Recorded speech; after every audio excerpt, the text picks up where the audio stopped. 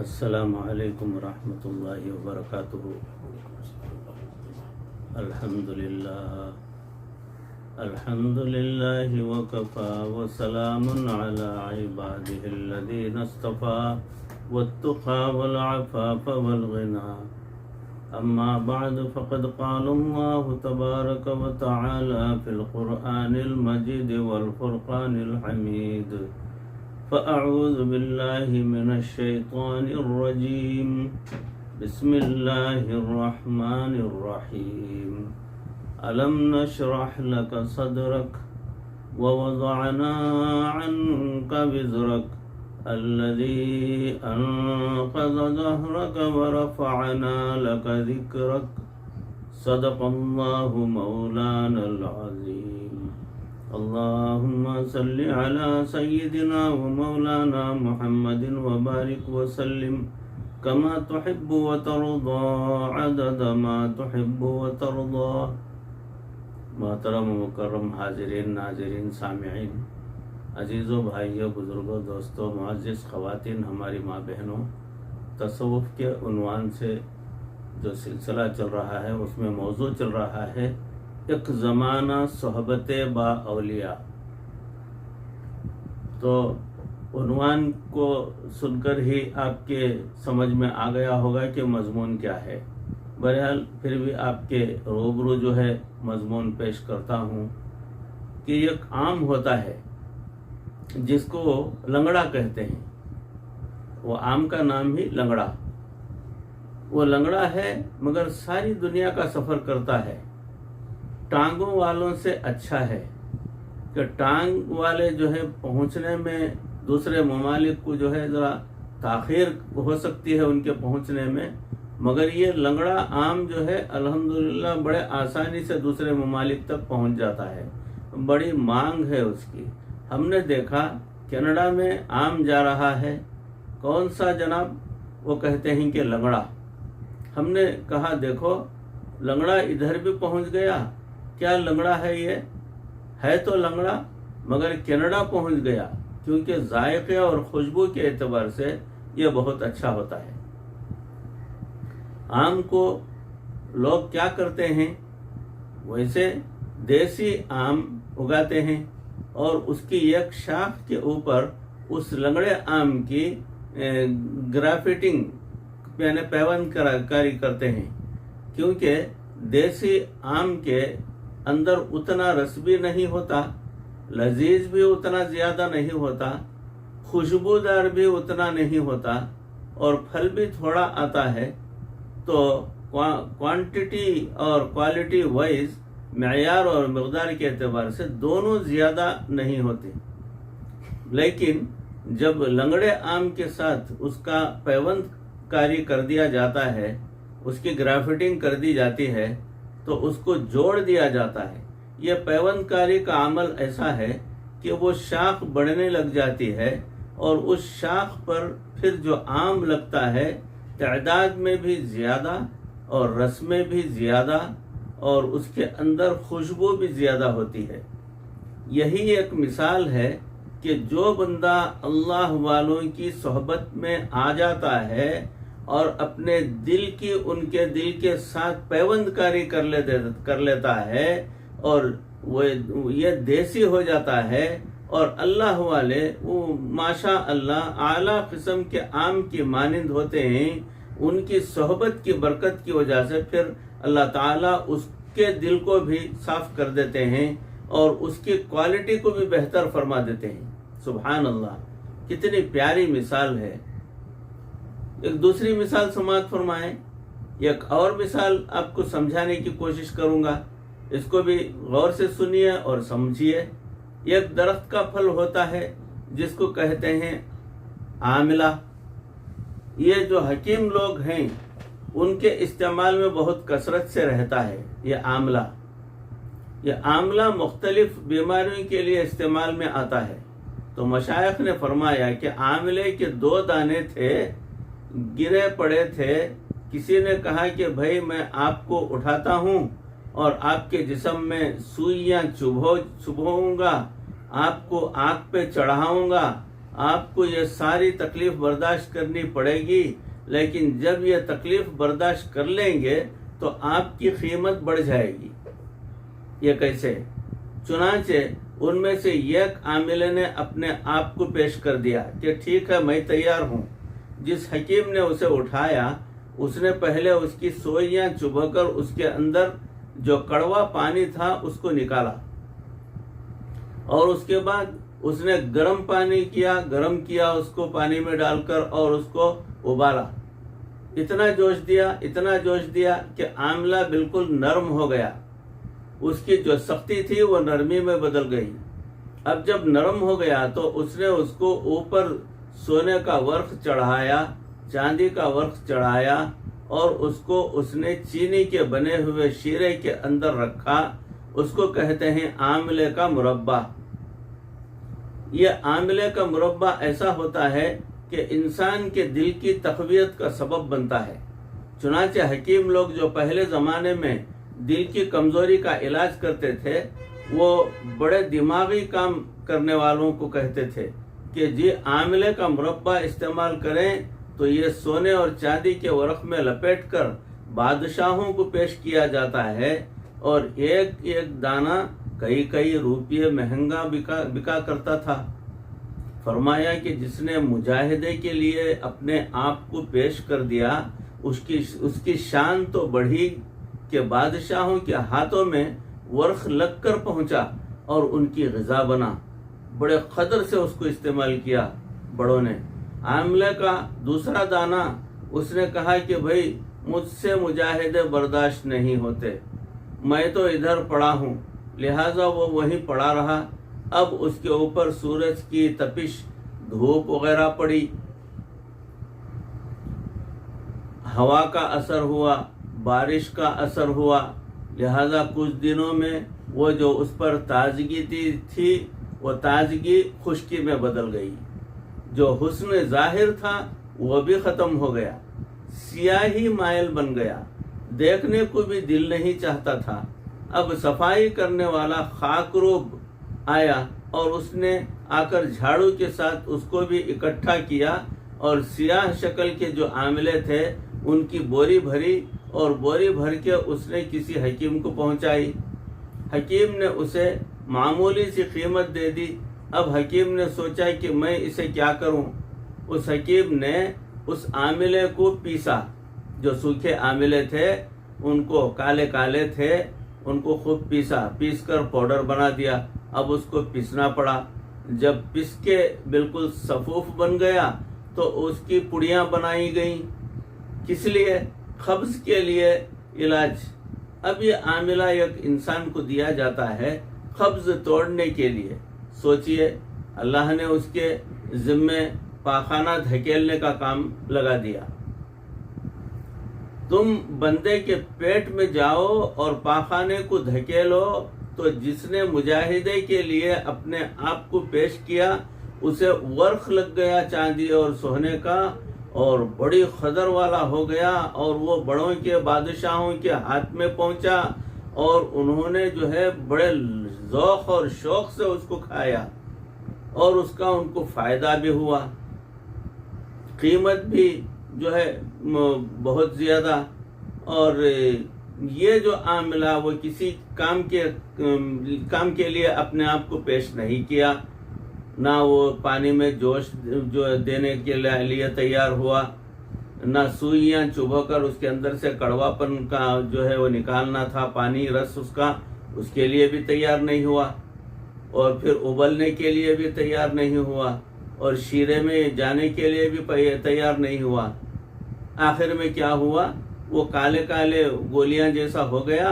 اب اس کو پیس کر اس کا صفوف بنا کے مریضوں کو دیا گیا کہ اس کو استعمال کیجئے، یہ صفوف منہ میں ڈال لیجئے اور پانی پی لیجئے، آپ کو جو ہے بیت الخلا جو رکا ہوا ہے، سختی کے ساتھ ہو رہا ہے، وہ آسانی سے ہو جائے گا، صاف ہو جائے گا پاخانہ۔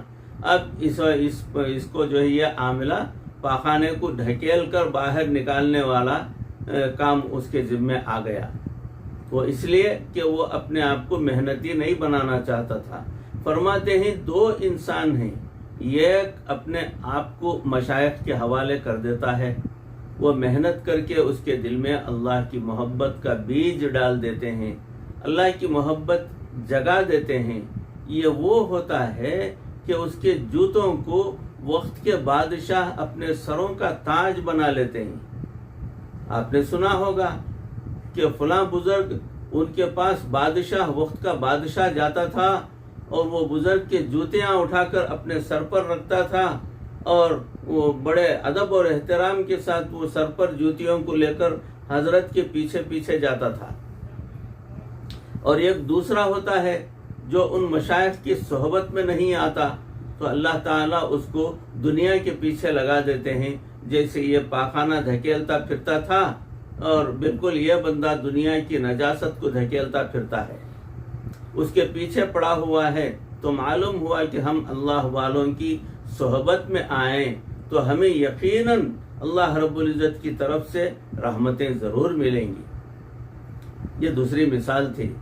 इससे आपको अंदाज़ा होगा कि हम अपने आप को अगर बुजुर्गों के हवाले, मशाइख के हवाले कर देते हैं और उनके बताए हुए तरीक़े को, उनके बताए हुए ज़िक्र व अस्कार को करने लगते हैं, उनके बताए हुए तरीक़े से इबादत करने लगते हैं, तो इनकी कदर बढ़ जाती है, इनके दिल भी उन बुज़ुर्गों जैसे हो जाते हैं, उन बुज़ुर्गों की तवज्जो पड़ती है, तो अल्लाह के फजल करम से अच्छे अच्छे आमाल वाले बुज़ुर्ग हो जाते हैं, मजज़ूब हो जाते हैं और अल्लाह की रज़ा के साथ अपना काम करने वाले हो जाते हैं। तो आपकी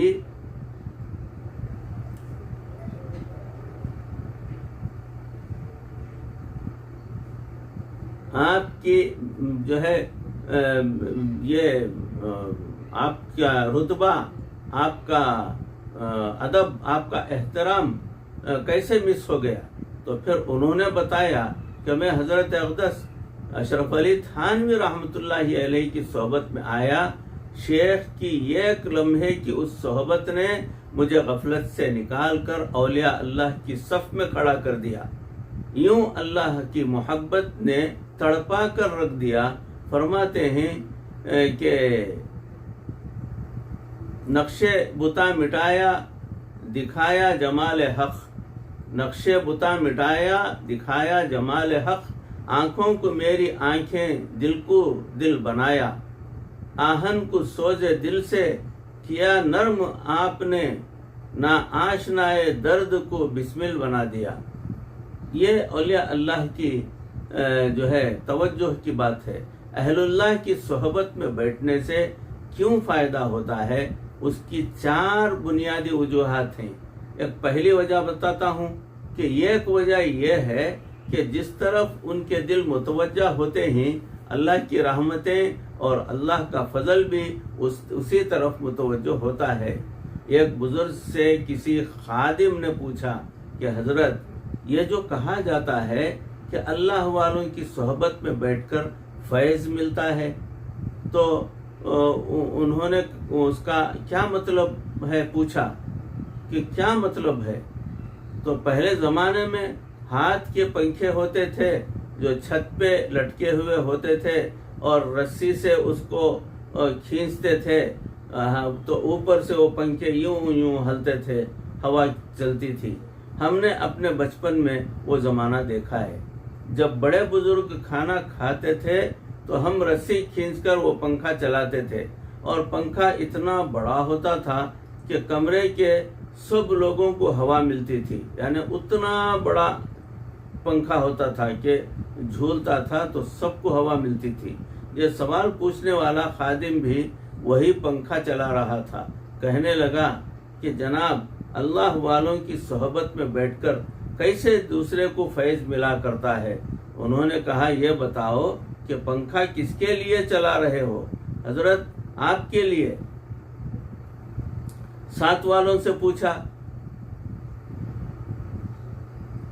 कि हवा आपको भी लग रही है। कहने लगे कि लग रही है।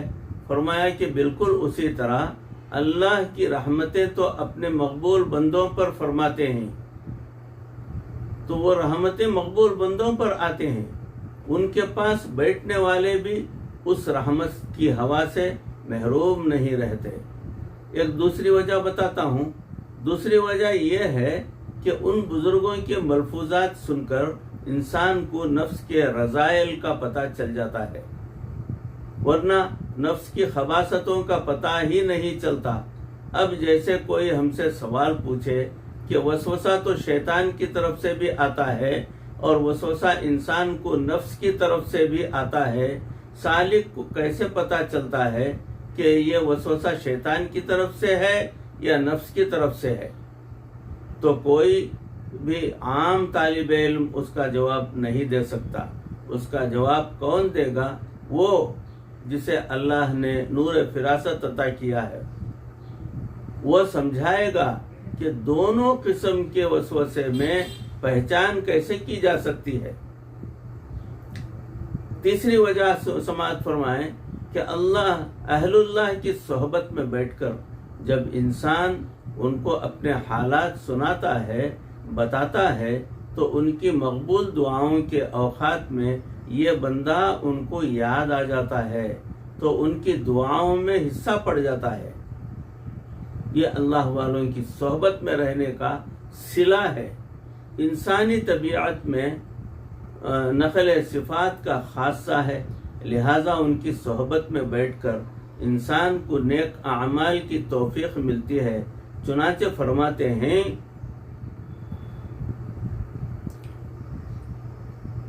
کہ نیکوں کی محفل میں بیٹھ کر دعا مانگنا، اس میں اس کا استحباب یہ ہے کہ اگر نیکوں کے تذکرے سے رحمت اترتی ہے تو جہاں وہ خود موجود ہوں اور جہاں ان کی خود حاضری ہو تو وہاں پر اللہ تعالی کتنی رحمتیں نازل فرمائیں گے جو ہے اس کا اندازہ آپ کو ہو جائے گا۔ وہ جن کے تذکرے پر اللہ تعالی اتنی رحمتیں نازل فرما دیتے ہیں تو پھر اللہ رب العزت ان کے موجود ہونے پر کتنی رحمتیں نازل فرمائیں گے، اس بات کو بھی غور فرمائیں۔ عزیزوں، بھائیوں، بزرگوں، دوستوں، موضوع چل رہا ہے، انشاءاللہ فی الحال یہیں پر موقوف کرتا ہوں۔ انشاءاللہ اسی موضوع پر اس کی اگلی کڑی، اگلی نشست میں آپ کے روبرو پیش کرنے کی کوشش کروں گا۔ اللہ رب العزت ان کہی سنی باتوں پر اس عاجز کو بھی، آپ تمام کو بھی سن کر عمل کرنے کی توفیق عطا فرمائے۔ اللہ ہمارے دلوں کو دین کے لیے کھول دے۔ اللہ ہمیں نیک بزرگوں کی صحبت میں رہنا ہمارا مقدر فرمائے۔ ان بزرگوں کی برکت سے ہمارے دلوں کو بھی پروردگار اپنے فضل و کرم سے اپنی طرف راغب فرما لے۔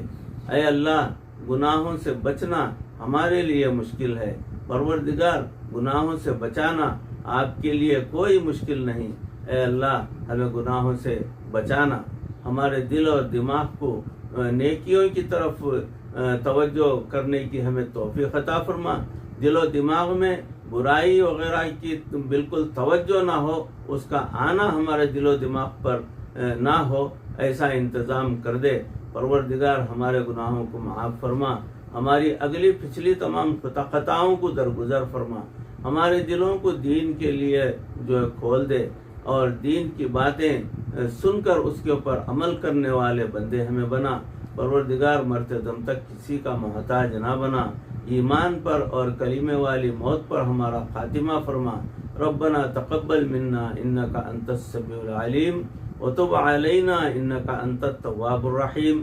صلی وسلم علی حبیبک سیدنا و مولانا محمد و آلہ و صحابہ اجمعین برحمتک یا ارحم الراحمین والحمد للہ رب العالمین۔ السلام علیکم ورحمۃ اللہ وبرکاتہ۔